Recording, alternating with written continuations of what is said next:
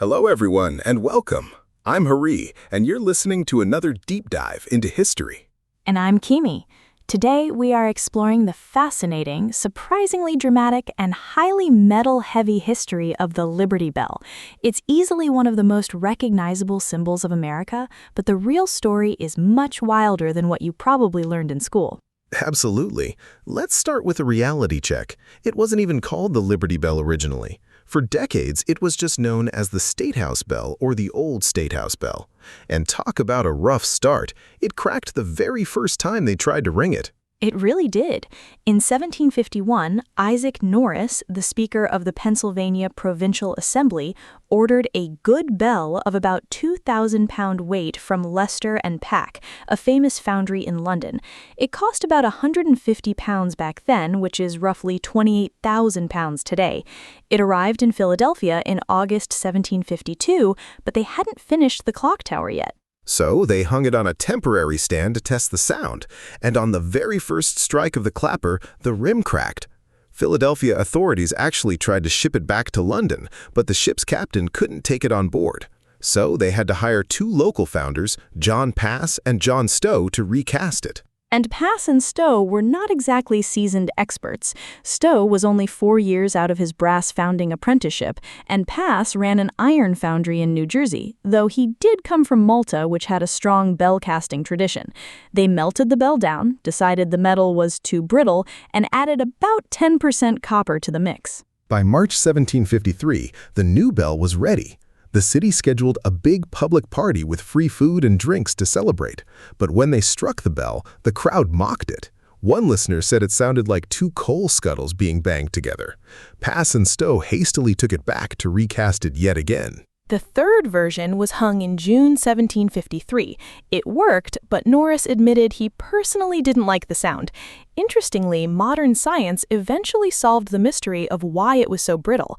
In 1975, the Winterthur Museum analyzed the metal and found that the original London casting had a very high level of tin, and Pass and Stowe added cheap pewter with high lead content on the second recast, making the alloy extremely fragile. Wow, so they basically patched it up with cheap solder. Despite that, the bell got plenty of use.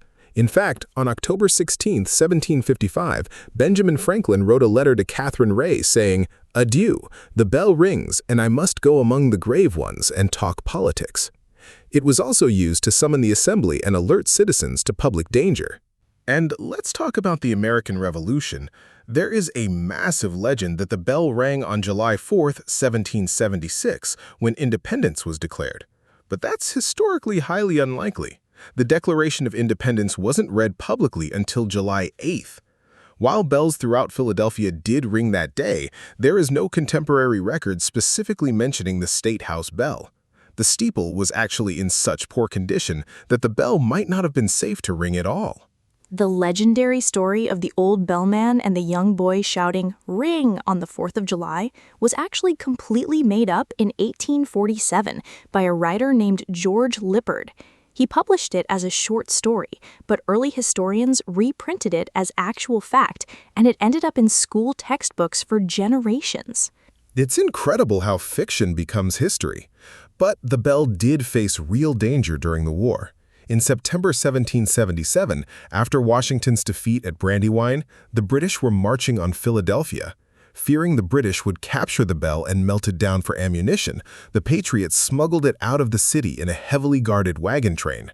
They took it to Allentown, which was then called Northampton Town, and hid it under the floorboards of the Zion German Reformed Church. It stayed hidden there for 9 months until the British evacuated the capital. Talk about a holy hiding spot. Exactly.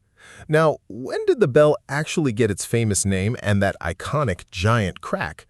The name Liberty Bell was coined in the 1830s by abolitionist societies who used the bell's biblical inscription from Leviticus to protest against slavery. As for the crack, no one knows the exact date, but it occurred between 1817 and 1846. A popular story claims it cracked in 1835 while tolling for the death of Chief Justice John Marshall, though there is little evidence for that. By 1846, it was definitely cracked beyond repair, but its fame only grew. Between 1885 and 1915, the bell traveled by train to 7 major expositions across the country. It was a massive celebrity. In 1915, when it visited San Francisco, it's estimated that nearly 2 million people literally kissed it. Yes, but those travels took a heavy toll. Souvenir hunters actually chipped off pieces of the bell, costing it over 1% of its total weight. To prevent further damage on train rides, they had to install an internal metal support frame called a spider in 1914. Philadelphia eventually stopped letting the bell travel after that. And there are so many cool replicas with their own histories, like the Justice Bell, also known as the Women's Liberty Bell. Suffragists commissioned it in 1915 to advocate for women's right to vote, and they kept its clapper chained shut as a symbol of women being silenced. They finally rang it on August 26, 1920, once the 19th Amendment passed. I also love the 1996 April Fool's Day prank where Taco Bell announced they had bought the bell and renamed it the Taco Liberty Bell. The National Park Service was flooded with outraged phone calls. It was a great marketing stunt, though. Their sales went up by $500,000 that week. Today, the bell rests in the Liberty Bell Center, right next to the excavated site of George Washington's slave quarters. It serves as a reminder of both the triumphs and the contradictions of American history. It's imperfect, fragile, and deeply weathered, much like democracy itself. Well said, Hari. That's all for today's episode. Thank you all for listening, and we will see you next time. This episode is based on the Wikipedia article Liberty Bell, which is available under the Creative Commons Attribution Share-alike license. This podcast was crafted using artificial intelligence.